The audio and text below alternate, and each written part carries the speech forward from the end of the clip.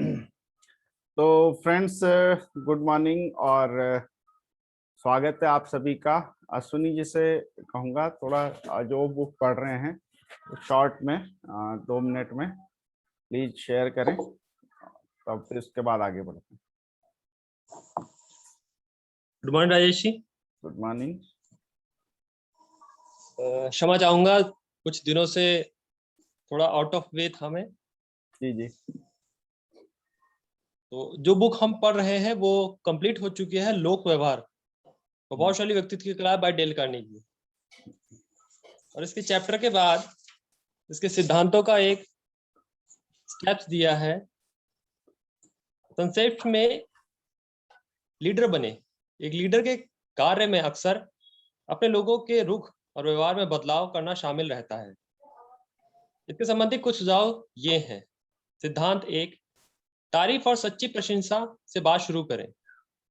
सिद्धांत 2, लोगों की गलतियां सीधे तरीके से ना बताएं। सिद्धांत 3, किसी की आलोचना करने से पहले अपनी गलतियां बताएं। सिद्धांत 4, सीधे आदेश देने के बजाय प्रश्न पूछें। सिद्धांत 5, सामने वाले व्यक्ति को लाज बचाने दें। सिद्धांत 6, थोड़े से सुधार की भी तारीफ करें और हर सुधार पर दिल खोलकर तारीफ करें और मुक्त कंठ से उसकी सराहना करें।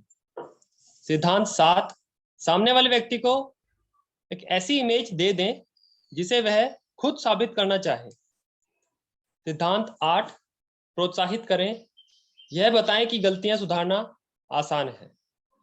सिद्धांत 9, सामने वाले व्यक्ति को कोई काम इस तरह से सौंपें कि वह आपका कहा काम खुशी खुशी कर दे। धन्यवाद राजेश जी। ये इस पूरी चैप्टर के 9 सिद्धांत थे। Back to host. बहुत ही बढ़िया अश्विनी जी, और आपने अच्छे से इस बुक को कवर किया और कल से कुछ नई बुक सुनेंगे आपके माध्यम से। तो बिल्कुल दोस्तों, और हम आज शुरू करते हैं आज का एपिसोड। और भाग्य इसी को कहते हैं कि कुछ ही लोग ये जो सेशन चल रहा था उसमें रेगुलर थे, और कुछ लोग ऐसा नहीं है कि डिस्कशन से कुछ नहीं होता है, बट किसी की कोई ना कोई मजबूरी रही होगी और इसी को भाग्य कहते हैं, है ना, कि वो ऐप मौजूद नहीं है उस चीज को ग्रहण करने के लिए। क्योंकि अगर आप YouTube पे भी देखेंगे तो रिकॉर्डिंग देखने का अलग महत्व है, लेकिन लाइव में बिल्कुल जो फील आता है वो अलग होता है ना। उसमें हम इन्वॉल्व होते हैं। जब रिकॉर्डिंग हम देखते हैं तो हमारा माइंड सेट ये होता है कि चलो अभी स्किप कर दो, थोड़ी देर में देखेंगे, कोई काम पड़ गया है। लेकिन जब हम लाइव में होते हैं तो हम फोकस होकर सुनते हैं। कभी रिकॉर्डिंग हम इतने फोकस्ड वे में सुनते नहीं है, तो लाभ भी नहीं होता है। तो चलिए दोस्तों, आगे बढ़ते हैं। कल हमने जैसे कि बताया था आपको कि कुछ डिपार्टमेंट हमारे हाथ में भगवान ने नहीं दिए हैं, है ना। और लाभ हानि जीवन मरण, है ना, ये सब चीजें हमारे हाथ में।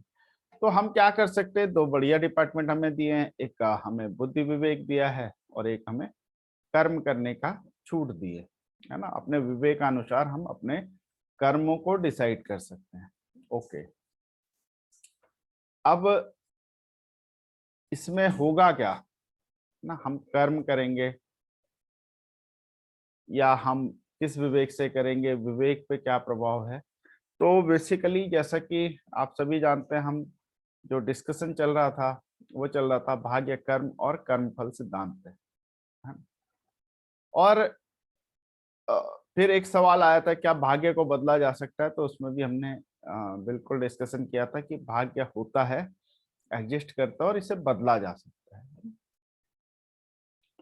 अब सर्वप्रथम क्या है कि अगर हमारे काम कोई नहीं बन रहे हैं, हम मेहनत कर रहे हैं और काम भी नहीं बन रहे हैं, तो सबसे पहले तो हम अपनी चीजें चेक करें कि हम वो काम सही से कर रहे हैं। हम मन, बुद्धि और विचार, कर्म, इनसे क्या वो काम सही से कर रहे हैं। नहीं तो हम आने वाला, आज देखिए, जो आज हम हैं वो हमारे पिछले कर्मों का परिणाम, लेकिन जो कल होंगे हम, वो आज के कर्मों का परिणाम है। आज हम नहीं बदल पाए पिछले पिछले जाके बदल भी नहीं सकते, पीछे जा भी नहीं सकते, है ना, क्योंकि प्रकृति है वो पीछे जाने की इजाजत नहीं देती। और अगर हम काश पीछे जा पाते तो हम अपने बहुत सारी चीजों को बदल सकते थे। तो अब हम क्या कर सकते हैं कि हम अपनी आने वाली चीजों को कंट्रोल कर सकते हैं, है ना। जो बीत गया, जो बीत गई वो बात गई, है ना। लेकिन आज हम ये समझ गए कि हमें हमारे जीवन पे किन किन चीजों का प्रभाव पड़ता है और क्या हमारे हाथ में है, और उसे हम बेस्ट करें। तो आज अगर हम ये समझ गए तो हम अपना कल सुधार सकते। और कल कैसे सुधरेगा? तो बिल्कुल कर्म का अपना महत्व, भाग्य का अपना महत्व। भाग्य हमारे हाथ में है नहीं, तो इसलिए हम उस पर विचार करने के बजाय हम अपने कर्म पे और जो बुद्धि विवेक जो ईश्वर ने हमें दिया उस पर फोकस करें, और जिस पे फोकस करेंगे वही हमें लाइफ में मिलेगा, है ना। तो अब ये देखिए कि कल हमने कुछ आपको बताया था, अगर आप धार्मिक रूप से अपने आप को रिलेट करते हैं, धार्मिक रूप से आप धार्मिक मान्यताओं को मानते हैं, धर्म को मानते हैं, तो जब तब व्रत दान सेवा कीर्तन भजन इन सब चीजों से आपके भाग्य कटते हैं। और ये भी मैंने बताया था और कहानी के माध्यम से भी बताया था, कई बार हम अच्छा कर रहे होते हैं तो भी हमें अच्छा परिणाम नहीं आते, तो इसको यह मान के चलिए कि हमारा प्रारब्ध यानी पूर्व के कर्म का जो हमें फल था वो मिल रहा है, यानी हमें हमारी सजा खत्म हो रही। जैसे समझिए एक कैदी किसी जुर्म में जेल गया और उसको सजा मिल गई, तो उसे ये रहेगा चलो यार इस जुर्म की मैंने सजा काट ली, तो उसका मतलब जो मन में जो आत्मग्लानि वगैरह सब खत्म हो जाएगी। तो ऐसे ही अगर हमने कई जाने अनजाने कुछ पिछले जन्म में इस जन्म में कुछ काम किए हैं और हमें लगता है हम बहुत अच्छा कर रहे हैं, किसी के बारे में गलत नहीं सोच रहे, गलत नहीं कर रहे, ये सब नहीं कर रहे, उसके बावजूद अगर हमें कष्ट मिल रहे हैं तो ये समझिए हमारा प्रारब्ध कट रहा है। हमें बिल्कुल ये नहीं सोचना है कि हम यार कर रहे नहीं हो रहा, भगवान पे विश्वास हटा दें, गाली देना शुरू कर दें, किस्मत को कोसना शुरू कर दें, भाग्य को कोसना शुरू कर दें, क्योंकि भाग्य आज के कर्मों का ही परिणाम नहीं है, पिछले कर्मों का भी तो परिणाम है। तो ये चीज हमें समझनी होगी ना। और अगर हम इन सब चीजों को कोसते हैं, निराश होते हैं, तो ये भी दुर्भाग्य की एक निशानी है। हालांकि हम भाग्य के बारे में ज्यादा बात करेंगे, दुर्भाग्य के बारे में उतनी बात करेंगे जैसे गाड़ी चलाते हुए हम पीछे वाला शीशा देखते हैं, क्योंकि शीशा सिर्फ एक्सीडेंट से बचने के लिए देखा जाता है, अच्छी चीजें को हमें देखना है, यानी कि बुरी चीजों की तरफ कम दृष्टि डालें, अच्छी चीजों की तरफ ज्यादा दृष्टि डालें। अब हमने कल फिर एक डिस्कशन किया था कि अगर आप वैज्ञानिक दृष्टिकोण से देखेंगे तो हमें अपना भाग्य बदलने के लिए क्या चाहिए, है ना। तो कल बताया था कि भैया साइंटिफिक दृष्टिकोण से अगर आप क्षमा मांगते हैं, जाने अनजाने किए गए कर्मों की क्षमा मांगते हैं, या जाने अनजाने में जो हमने कुछ ऐसे काम किए जो अच्छे नहीं थे, तो उसका जो परिणाम हमें आएगा, तो देखिए क्षमा कोई भी मांगता है तो भाई हम ही हमारे पास ही कोई आएगा कि यार क्षमा कर दो, तो हम भी उसे क्षमा करेंगे, यानी हम बड़ा दिल रखेंगे, उसके प्रति उदार हो जाएंगे।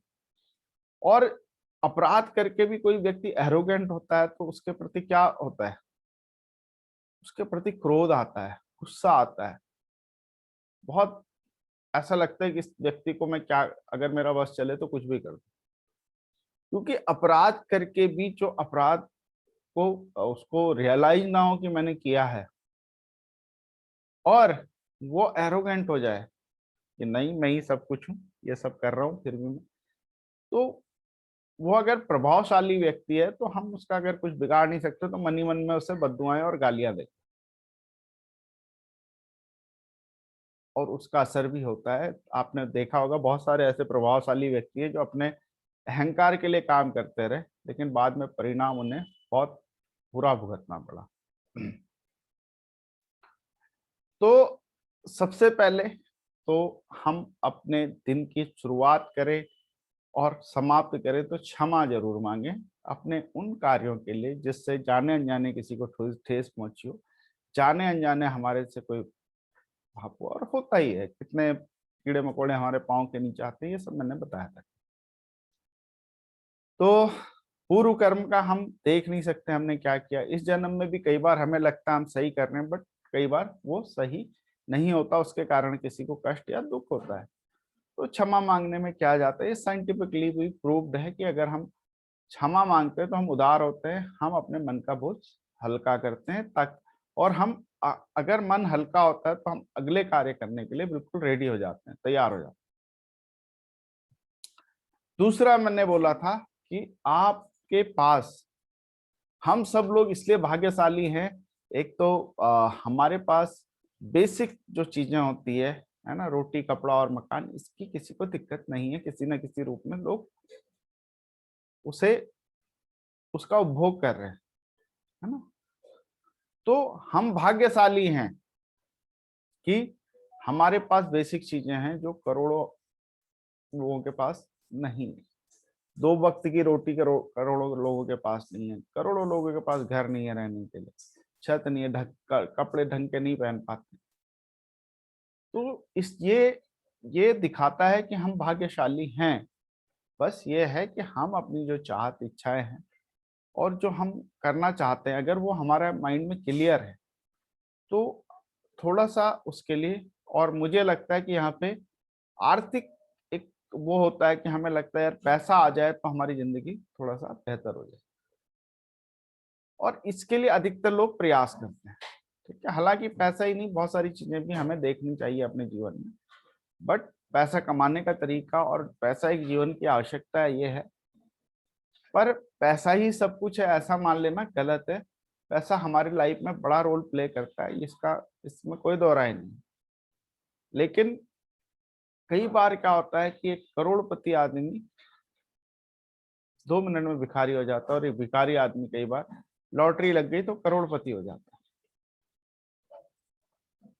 तो हमें अपने जीवन में अपनी प्रतिभाओं का विकास करना, अपने अंदर जो ईश्वर ने हमें क्षमताएं प्रदान की है उसका विकास करना ज्यादा महत्वपूर्ण है, ताकि कोई बुरी स्थिति आए तो उससे हम आसानी से निकल सकें, है ना, हम उसे मैनेज कर सकें। जो जितना अच्छा मैनेज कर सकता है वो समझिए कि उतना बेहतर जी सकता है ना। अब भाई कुछ परिस्थितियां हमारे कंट्रोल में नहीं होती हैं, पर खुश रहना या दुखी रहना या उस परिस्थिति में व्यवहार करना वो तो हमें ही डिसाइड करना है। हम रोते हैं, खुश होते हैं या सामान्य रहते हैं, ये तो हमारे ऊपर निर्भर करता है। और यही भाग्य है, यही भाग्य है ना। तो अब देखिए, मैंने बोला था क्षमा जरूर करें रोज, धन्यवाद ईश्वर को दे जो भी हमारे पास है उसके लिए, है ना। हम अपनी कमियां देखेंगे तो कमियां बढ़ेंगी हमारे जीवन में, अगर हम खूबियां देखेंगे तो खूबियों में इजाफा होगा, ये बिल्कुल तय बात है। और हमें क्या नहीं दिया ईश्वर ने, सब कुछ तो दिया है। बस थोड़ी सी क्या चैलेंज है, हमें लगता है कि हमें आर्थिक चैलेंज है, हालांकि वो भी शायद उस पर विचार करने की आवश्यकता है। पर हाँ, हमें बेहतर जीवन जीने के लिए कुछ अर्थ अर्थ की आवश्यकता पड़ती है ना। हमारी काफी समस्याएं धन से समाधान होती है, तो धन एक महत्वपूर्ण मुद्दा है। उसके अलावा क्या नहीं है, सब कुछ तो है। और बहुत सारे लोग जिनके पास धन है वो स्वास्थ्य से जूझ रहे हैं, अलग अलग समस्याओं से जूझ रहे हैं, उनसे भी हम बेहतर हैं, क्योंकि हमारे साथ ऐसी कोई बड़ी समस्या नहीं। मुझे लगता है कि जितने भी लोग इस फोरम से जुड़े हुए हैं, उनके लाइफ में अगर थोड़ा सा पैसा अच्छा हो जाए तो उनकी जिंदगी में कोई दिक्कत नहीं है ना। तो उनका घर परिवार अच्छा है, बाकी चीजें अच्छी हैं, सब कुछ अच्छा है। अब तीसरे चीज पे चलते हैं कि जो हमारे भाग्य को बदलने में हमारी मदद करती है। अगर हम सुबेरे क्षमा मांगते हैं और ईश्वर का धन्यवाद करते हैं जो चीजें हमारे पास है उसके लिए, तो जीवन में भाग्य बदलना शुरू हो जाता है।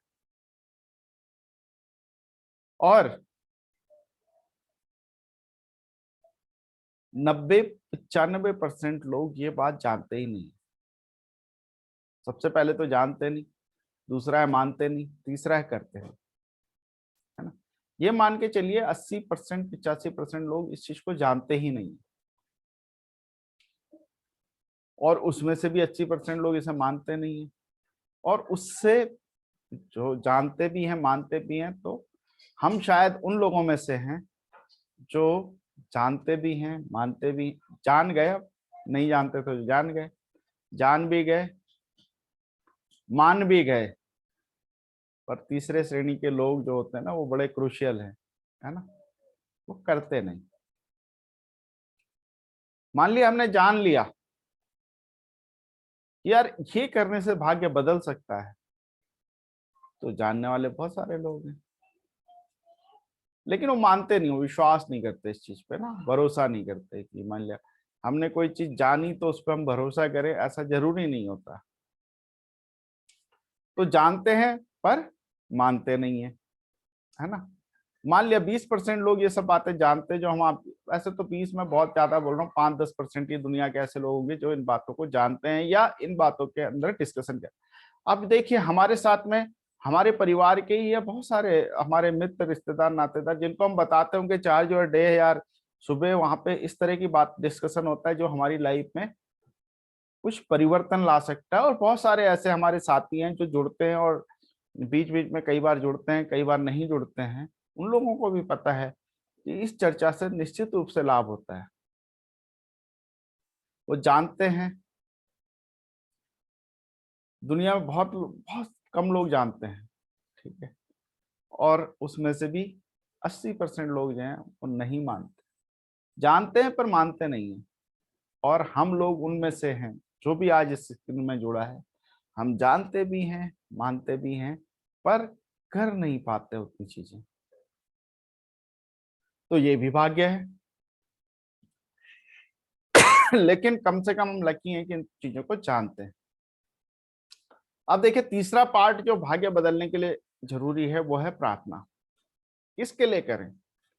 हे ईश्वर, मुझे, मेरे परिवार को, मेरे मित्रों को, मेरे सगे संबंधियों को, मेरे शुभचिंतकों को, इस मानव मात्र को जो इस दुनिया में जी रहा है ना, हमारी प्रकृति को, और हमारे जो सृष्टि है, जो पूरा दुनिया है, उसको बहुत अच्छा रखना, स्वस्थ समृद्ध परिपूर्ण रखना। अगर हम ये प्रेयर करते हैं तो भी हमारा भाग्य कटता है। तो पहला स्टेप हो गया कि हमें क्षमा मांगनी है रोज किसी न किसी रूप में, है ना। हालांकि उठते ही मांगे तो ज्यादा अच्छा है। ये सब कार्य अगर हम अपने लाइफ में आधा घंटे पहले उठ जाएं, और ये सब चीजें इतनी बड़ी हैं बताने के लिए, ये बड़ी करके इसलिए बता रहे हैं कि जरूरी है कि हमें इसके हानि लाभ पता हो, लेकिन करने में ये आधा घंटा लगेगा, है ना, आधा घंटा। मैं कहता हूं कोई ज्यादा करेगा तो 1 घंटा लगेगा। क्या हम अपने जीवन में जिन सब परेशानियों से जूझ रहे हैं, जिन भी समस्याओं से जूझ रहे हैं, जो भी हमें चाहिए, उसके लिए अपने लाइफ में 1 घंटा पहले नहीं उठ सकते क्या? और रात में अपने काम 1 घंटा पहले निपटा के ये सब करके नहीं सो सकते क्या? और अगर नहीं सो सकते तो ये भी हमारा दुर्भाग्य है। इसी को दुर्भाग्य कहते हैं कि जानते बूझते समय, अब जिसे पता ही नहीं है उसको भाग्य दुर्भाग्य से क्या लेना देना, वो तो अपनी जिंदगी में जूझ ही रहा है। लेकिन जो जानता है और मानता है, नहीं मानते तो करके देखिए, नहीं मानते तो करके देखिए, पता चल जाएगा। आप 1 हफ्ते करके देखिए, और उसके बाद आपको रिजल्ट नहीं आता तो मैं चैलेंज करता हूँ, मैं ये चार्ज योर डे भी छोड़ दूंगा इस बारे में, क्योंकि मैंने करके देखा है। मैं बिल्कुल फर्म बिलीव होके कहता हूं, अगर आप नहीं मानते तो मेरे विश्वास से मानिए, मेरे भरोसे से मानिए, और करके देखिए। 1 हफ्ते करके देखिए, अगर आपको अच्छा नहीं लगता, आपको आपके मन पे काम नहीं होता, आपके विचारों पे काम नहीं होता है, तो आप मुझे बताइए। नहीं हुआ तो मैं बिल्कुल, आप कहेंगे मैंने ईमानदारी से किया है, तो बिल्कुल मैं कभी भी इन सब चीजों पे बात ही नहीं करूंगा। तो विश्वास आपको करना होगा, आपको मानना होगा। आप किस तरह से मानेंगे ये आपका, करके मानेंगे या दूसरे की बात से ही मान जाएंगे, लेकिन करना तो पड़ेगा। बिना किए तो कुछ होगा नहीं, है ना। तीसरा स्टेप है प्रार्थना। चौथा स्टेप है हमें जो चाहिए उसका पुष्टिकरण, यानी अफर्मेशन। हम ईश्वर को पुष्टि कर दें, हम ईश्वर को कह दें कि भाई हमें तो ये चाहिए और भविष्य में नहीं चाहिए ये, और चाहिए भविष्य में, लेकिन कहना है उसे वर्तमान में, उसे कहते हैं अफर्मेशन। उसके ऊपर हमने काफी डिस्कशन किया इस प्लेटफॉर्म पे, और हम अगर जरूरत पड़ी तो दोबारा भी कर सकते हैं। तो अफर्मेशन एक हमारा भाग्य को बदलने में बहुत बड़ी भूमिका निभाता है। उसके बाद क्या होता है, ये सब ऐसी चीजें बता रहा हूं मैं आपको जो आपके भाग्य को, यानी कम कर्म करके ज्यादा फल लेने के लिए आपको, ये टिप्स हैं, ये कारण है। जो लोग कम काम करके बहुत अधिक रिजल्ट लेते हैं, तो कहीं ना कहीं जाने अनजाने वो यही चीजें करते हैं, यही चीजें करते हैं। उसके बाद क्या करना है, अफर्मेशन के बाद हमें करना है विजुअलाइजेशन, है ना। विजुअलाइजेशन यानी हमें कल्पनाओं में उन स्थितियों में जाने की कोशिश करनी है जिस स्थिति को हम चाहते हैं। और ये तो बड़ा आसान है ना। हम बचपन से देखते थे, जैसे कोई बड़ा सा गुंडा टाइप आदमी है, उसने हमें कुछ कह दिया या गाली दे दी, कुछ भी कर दिया ऐसा जो हमें अच्छा नहीं लगा, और हमें लगता है कि यार मैं अगर बलशाली होता इसके मुंह तोड़ देता, है ना। तो हम क्या करते हैं, अब ऐसे तो तोड़ नहीं पाते, तो हम विचार करते हैं मैं एकदम सुपरमैन बन गया, उसके लात मारी मुंह पे। ये सब हम बचपन में बड़ा किया करते थे, लात मारी, उसका मुंह फूट गया, उसका नाक टूट गई, मैंने उसका गला काट दिया। तो इस तरह से भी हम कई बार करते थे, और हम ये देखते थे कि ऐसे जब जो गुंडे बदमाश, उनके लिए बहुत सारे लोग ऐसा करते हैं, तो उनकी मौत भी बहुत गंदी होती है, यानी उनका बहुत बुरी मौत होती है। बहुत सारे लोग अफर्मेशन इसी तरह से तो करा जाता है। अब वो बात अलग है, हम ये नेगेटिव अफर्मेशन तो आसानी से हो जाता है, लेकिन पॉजिटिव के लिए थोड़ा सा मेहनत करनी पड़ती है, और मतलब कठिन होता है थोड़ा सा, है ना। पर कठिन तो है, पर 5% लोग तो दुनिया में ऐसा कर ही रहे हैं, जाने अनजाने। तो विजुअलाइजेशन यानी हमें अपनी कल्पनाओं से के माध्यम से हमें उस स्थिति में रोज आना है जो हम चाहते हैं। कम से कम 2 4 5 मिनट तो जरूर आइए। भाई मान लिया मैं चाहता हूं कि मैं पीएम बन जाऊं, तो मेरे को कम से कम रोज आधे घंटे तो पीएम बनना ही पड़ेगा। मैं चाहता हूं मैं डायमंड बन जाऊं, तो मेरे को रोज आधा घंटा तो डायमंड के बेस में अपनी टीम को हैंडल, उसी तरह के काम करने पड़ेंगे, है ना, विजुअलाइजेशन के। अब विजुअलाइजेशन पे कोई रोक थोड़ी है। कोई आप सोच रहे हैं कि आप नरेंद्र मोदी को हटा के प्रधानमंत्री बन गए, तो कोई आपको रोक थोड़ी सकता उस विजुअलाइजेशन के लिए। पर वो बहुत महत्वपूर्ण है, यकीन मानिए। और आज क्योंकि समय थोड़ा धीरे धीरे फिर तेजी से सुई बढ़ रही है, तो अब हम इसको और आगे, विजुअलाइजेशन के बाद आता है ध्यान, मेडिटेशन। विजुअलाइजेशन और मेडिटेशन को आप क्लब कर सकते हैं एक साथ में। मेडिटेशन भी लाइफ में भाग्य को परिवर्तन करने में एक बड़ी भूमिका निभाता है। और फाइनली कर्म। जो आप सोचते हैं, अपने सोच के अनुसार अपने कर्म को कर देंगे, तो बाकी हम लोगों की सारी गाड़ी ठीक है। गाड़ी कहाँ पे अटक रही है, कर्म पे अटक रही है, उस पर भी आएंगे, है ना। उसको पे कल आएंगे एक्चुअली, है ना, आज कभी ज्यादा हो जाएगा थोड़ा। तो कर्म करने से भी भाग्य बदलता है। अब आपके आपके चाहे हुए रिजल्ट नहीं आ रहे, लेकिन एक बात याद रखिएगा, मैंने शुरू में ही कहा था, पहले हमारा भाग्य करेक्ट है, पर हो सकता है हमारा उस तरह से हम अपने आप को अलाइन नहीं कर रहे हैं। मन क्रम वचन जो बोलते हैं ना, उसके अनुसार या तो हमें पता नहीं है कि हमें क्या चाहिए, है ना, हम ऐसे ही भटक रहे हैं फ्री फंड में। और अगर हमें पता है कि हमें क्या चाहिए तो उसके लिए हम प्रॉपर कार्य नहीं कर रहे हैं, तो उसमें हम भाग्य को दोष नहीं दे सकते, है ना। मन बुद्धि विचार से कार्य नहीं कर रहे तो भाग्य को दोष देना व्यर्थ है। भाग्य को दोष तब दे सकते हैं जब हम पूरे मन लगन और सब कुछ से कर रहे हैं और स्थितियां विपरीत हो जा रही है ना। मुझे इंटरव्यू के लिए दिल्ली जाना है और अचानक हड़ताल हो गई, बसें कैंसिल हो गई, तो उस स्थिति में हम भाग्य को बोल सकते हैं यार भाग्य काम है।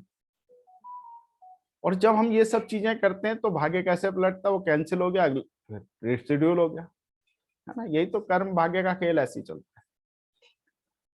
तो ये सब चीजें करके निश्चित रूप से, लेकिन चमत्कार की उम्मीद, चमत्कार भी होते हैं, चमत्कार की उम्मीद करना भी व्यर्थ नहीं है, होते हैं। पर आपको उस गहराई तक जाते जाते, क्योंकि थोड़ा समय लगता है, उस पर ट्रस्ट विश्वास करने में थोड़ा समय लगता है, उस भावना में आने में समय लगता है, तो इसलिए थोड़ा टाइम टेकिंग प्रोसेस तो है, लेकिन व्यर्थ नहीं है। आप अगर आपको कुछ दिन करने के बाद रिजल्ट नहीं मिल रहा है तो ये मत कहिएगा कि 4 दिन भगवान के आगे घंटी बजाई थी और भगवान ने तो कुछ किया ही नहीं। अब कौन सा आपका प्रारब्ध काटा, कौन सी चीजें आपकी पिछले जन्म की काट दी, आपको कैसे पता। अब भगवान के आगे पूजा करने से कोई गलत हो सकता है क्या कभी। अब कोई गया था, मंदिर गया था, घंटी बजा रहा था, रोज भगवान जल चढ़ाता था, दूध भी चढ़ाता था, सब करता था, लेकिन मेरी टांग एक्सीडेंट में टांग टूट गई। अब इसलिए थोड़ी टूटी कि वो पूजा करता था, हो सकता है उसके टांग कटने की नौबत थी, फ्रैक्चर में ही निपट गया, कट गया प्रारब्ध, आसानी से कट गया। तो भगवान को इतना परेशान मत कीजिए, या ईश्वर को इतना ब्लेम मत करिए कि ब्लेम करते करते हमारा जीवन ही खराब हो जाए। क्यों, भगवान गलत कैसे कर सकता है, किसी के साथ भी कैसे गलत कर सकता है, भगवान तो हमेशा अच्छा ही करेगा। तो मैंने अक्सर ये देखा कि लोग भगवान पे कि मैं तो रोज मंदिर जाता हूँ फिर भी ऐसा हो गया, मैं तो ये करता हूँ। बहुत सारे लोग, मतलब इस पे चर्चा करेंगे तो आपको कितने लोग निकल आएंगे, बट हमें ऐसा नहीं करना है क्योंकि हम समझ चुके हैं। तो दोस्तों हम आते हैं डिस्कशन पे, और इसको कल भी शायद कंक्लूड हो पाएगा ऐसा मुझे लगता नहीं, पर हम इसको थोड़ा सा चर्चा करेंगे। इन सब जो मैंने ये सब चीजें बताई इसके बारे में विचार, अगर आप लोग चाहेंगे तो एक बार इन टॉपिक को एक एक दिन का एक एक टॉपिक हो जाएगा या दो दो दिन का हो जाएगा, बट वो अभी हम नहीं करेंगे। ये सब चीजें हम पहले भी कर चुके हैं, फिर करते रहेंगे डिस्कशन, है ना, उसमें कोई जाता नहीं। तो अगर हमें भाग्य बदलना है तो ये चीजें करिए।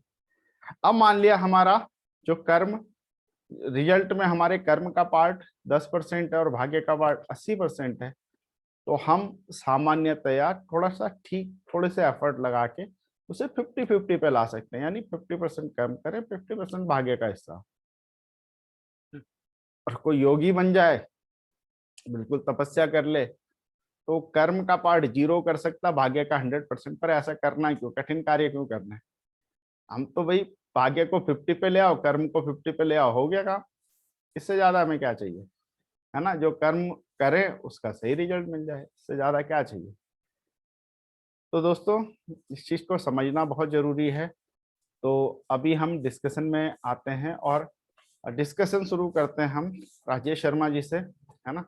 तो राजेश जी आप प्लीज अपने विचार दें, फिर हम द्रवेश जी के पास चलते हैं। सभी को नमस्कार। आज आपने बहुत सही बात कही है कि जो आपने कहा ना कि क्षमा, ये बात मैं शुरू से बहुत मानता आया हूँ कि क्षमा मांगने की, इसको ना आप कहीं पे भी अगर आप कहें प्रूफ नहीं कर सकते हैं, लेकिन आप जो अपनी जब क्षमा मांगते हैं ना तो आप देखिए आप कितने, जिसे कहते हैं ना, ठंडक से मिलती है। आपको लगता है यार मेरे से गलती हो गई है, मैंने क्षमा मांग ली। और क्षमा मांगते हुए ये मत देखिए कि सामने वाला आपसे छोटा है, बड़ा है, सक्षम है या नहीं है, उससे कोई फर्क नहीं पड़ता। बहुत बार ऐसा होता है कि आप देखते हैं कि आप ऑफिस में होते हैं और आप अपने अटेंडेंट से के सामने भी कह देते हैं यार सॉरी यार मेरे से गलती हो गई। तो बहुत सुकून वाली चीज आपने कही। दूसरे आपने कही कि जो आपने एग्जाम्पल दिया कि वो पैर कटने वाली बात, तो उसमें सर मैं ये कहना चाहूंगा, एक मैंने ना अपना, आज तो आपने ये बात कही है, मैंने एक बहुत जमाने से मजाक में एक जुमला बनाया हुआ था और मैं उस चीज को आज भी हमेशा अपनाता हूँ कि जब भी कोई नुकसान हो जाए ना तो ये सोचिए कि यार ये 100 का नोट खोया तो दुख मत मनाइए, सोचिए 400 बच गए, 500 का भी गिर सकता है। तो अगर आप पॉजिटिव लेके चलेंगे ना चीज़ों को, तो आप ज़रूर उस चीज़ को वहाँ पे आपको सुकून रहेगा, क्योंकि वो बड़ा भी नुकसान हो सकता था। हमारी मदर एक बात शुरू से कहती है कि अरे मांस तो चढ़ जाएगा, हड्डियाँ बची रहनी चाहिए। तो जीवन में अगर आप पॉजिटिव रहेंगे, पॉजिटिविटी लेके चलेंगे तो बिल्कुल सही बात है। और जहाँ तक बात सर इसकी है कि आपका कर्म और भाग्य, देखिए ये तो सबका अलग-अलग सोचना है। कुछ लोग बिल्कुल ही ये मानते हैं कि यार जो कुछ डेस्टिनी है वो पहले से लिखी जा चुकी है, हमें कुछ करने की ज़रूरत नहीं है। लेकिन वो कहते हैं ना, मैं कहीं पढ़ रहा था कि भगवान के भरोसे मत बैठिए, हो सकता है भगवान आपके भरोसे बैठा हो। तो ये दोनों तरफ से है। जी राइट। बिल्कुल राजेश जी, और आपने कहा क्षमा हम व्यक्तियों से भी मांग सकते हैं, लेकिन ईश्वर से तो रोज मांगेंगे। व्यक्तियों से हो सकता है कई चीजें फैक्टर्स हों, और ईश्वर से तो जरूर मांगनी है रोज सुबह शाम। और अगर हम व्यक्ति से भी नहीं मांग पाते और ईश्वर से मांग लेते हैं तो सारी चीजें हम हमारा मन हल्का हो जाता है ना। बिल्कुल आपने ठीक कहा कि माफी मांगने से मन बहुत हल्का होता है। तो द्रवेश जी को मैं इनवाइट करूंगा, सर प्लीज ऐड ऑन करें। यह बहुत जबरदस्त राजेश जी, बहुत बढ़िया तरीके से आपने आज चीज़ों को क्लियर किया है। और बिल्कुल सही राजेश जी ने सही बोला कि क्षमा मांगना बहुत जरूरी है। और क्षमा कहीं ना कहीं हमारे जो हम लोग किसी से किसी को कभी दुख देते हैं या कभी कष्ट देते हैं, वो हमें पता नहीं चलता, जाने अनजाने चीजें हो जाती हैं। तो जब हम लोग, क्योंकि सोचना भी एक, आज ये जो सेशन हम लोगों ने ये चला था भाग्य और कर्म के ऊपर, यहाँ पे हमने एक बहुत मतलब एक यूनिक चीज सीखी है। यूनिक क्या है, मतलब पहले से ही ये हमारे गीता में है, शास्त्रों में है, लेकिन हमें अब समझ में आई है कि सोचना भी एक कर्म है। तो सोचना, बोलना और करना, ये तीनों कर्म का पार्ट है। तो सोचना भी एक बहुत बड़ा पार्ट है, क्योंकि बहुत सारे ऋषि मुनि है जो जंगल में बैठे रहे, लेकिन उन्होंने बहुत सारी सिद्धियां प्राप्त करी हैं और बहुत बड़ा नाम दुनिया में कमाया। तो इसका मतलब हम तो ये कह सकते हैं उन्होंने कर्म नहीं किया, लेकिन वो एक जगह बैठ के उन्होंने कुछ ऐसी चीजें सोची होंगी, पॉजिटिव सोची होंगी कि उनका इतना बड़ा भाग्य बना, उनका उनको इतना बड़ा रिटर्न मिला है। तो जब हमें पता चल गया सोचना भी एक कर्म है, तो हम लोग मानसिक रूप से भी क्षमा मांग सकते हैं। और ये बहुत अच्छी टेक्निक है। अगर हम लोग बिल्कुल अपने को एक जगह बैठ के अपना आराम ध्यान से लोगों को विजुलाइज करें अपने सामने, और उनसे क्षमा मांगे मानसिक रूप से, उससे बहुत सारा बोझ हल्का हो जाता है। नहीं तो नॉर्मली होता क्या है, भाग्य की जैसे हम बात कर रहे थे ना, लोग एक ही परिस्थिति में, एक शादी में एक आदमी जाके बिल्कुल हर बात पे उसको टेंशन हो रही होगी, ये ऐसा क्यों है, ये यहाँ पे क्यों है, लोग मुझे नहीं देख रहे हैं, मेरी फोटो नहीं खींची किसी ने, इसने मुझे खाना नहीं पूछा, ये मुझसे बात करते कहीं और चला गया, वो परेशान दिख रहा हो। तो एक आदमी वहाँ पे फुल एंजॉय कर रहा होता है, वो फुल डांस, फुल मस्ती, वो सब कुछ कर रहा होता है, पूरा सबको एक पॉजिटिव वाइब्रेशन दे रहा होता है। तो किसी के लिए एक ही फंक्शन है, लेकिन किसी के लिए क्या हो, तो ये सब चीजें क्यों होती है, ये बेसिकली कहीं ना कहीं जो हमारा जो मेंटली हम लोगों ने जो बद्दुआएं हम लोगों को मिल रही होती है लोगों की, और बहुत कई कई जन्मों की, वो हमें क्या करते हैं, बार बार डिस्टर्ब करती है। और वो हमारे जो हम लोग सुख का अनुभव नहीं ले सकते हैं। मतलब कहते हैं ना कि स्वर्ग में भी नर्क वाली कहानी हो जाती है। जैसे कह सकते हैं कि एक जंगल में बहुत सारे लोग आजकल जंगलों में जाके कैंपिंग कर रहे हैं, या कहीं के सालों को जाते हैं, या अंग्रेज लोग आते हैं जंगलों में चल रहते हैं साल भर, 2 साल 3 साल, वहाँ छोटे छोटे अपनी कुटिया बनाते हैं, वहाँ एंजॉय करते हैं उसको। और कई लोग क्या होते हैं, जो जंगल के जो रहने वाले लोग होते हैं, वो अपना जीवन कोसते रहते हैं कि हमारे भाग्य में कुछ है ही नहीं, हम तो ये जंगलों में पड़े हुए हैं, उसकी इंपॉर्टेंस लोगों को पता नहीं है। जैसे मसूरी की बात कर लें, हरियाणा के लोग वहाँ आने के लिए बिल्कुल लड़ने मरने को तैयार रहते हैं, डंडे खा रहे हैं पुलिस वालों के, लेकिन फिर भी आ रहे हैं। लेकिन वहाँ के लोग और से किसी उनको परेशान हो, यार ये तो बस ऐसे ही फंसे हैं यहाँ पे कहीं। तो ये सब चीजें कहीं ना कहीं हमारे भाग्य को, जो हमारी सोच है, उससे कनेक्ट होती है। और जो हमने पूर्व जन्मों की जो चीजें होती हैं, वो कहीं ना कहीं हमें बार बार हमें क्या कर रही होती है, वाइब्रेशन हमें डिस्टर्ब कर रही होती है।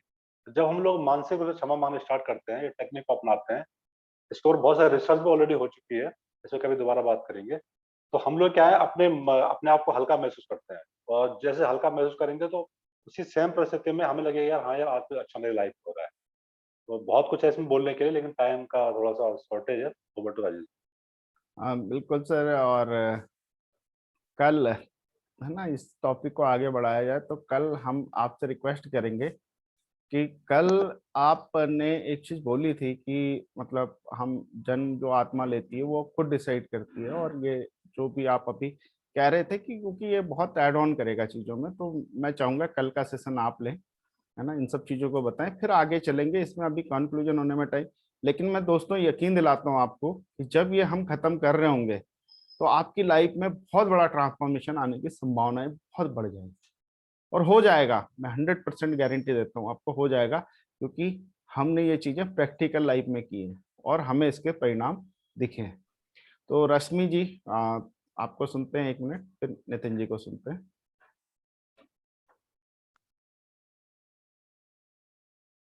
चलिए रश्मि भैया जी। जी रश्मि जी बताएं। नमस्ते। नमस्ते। हाँ, सभी को मेरा नमस्ते। बहुत अच्छा टॉपिक चल रहा है। 1-2 दिन मिस हो गया, मतलब एक दिन, क्योंकि वो नेटवर्क का रहता है, कनेक्ट नहीं हो रहा था। मैं समझ रही हूँ, काफी अच्छा बोल रहे हो आप भी। इधर बाकी टॉपिक चल रहा है तो काफी कुछ सीखने को मिल रहा है। ठीक है भैया, फिर करती बात ना। Okay okay. और जिसको पिछला अगर मतलब उसको लगता है कि उसकी लाइफ के लिए यूजफुल है तो यूट्यूब पे जाके देख सकता है। तो नितिन कुमार जी।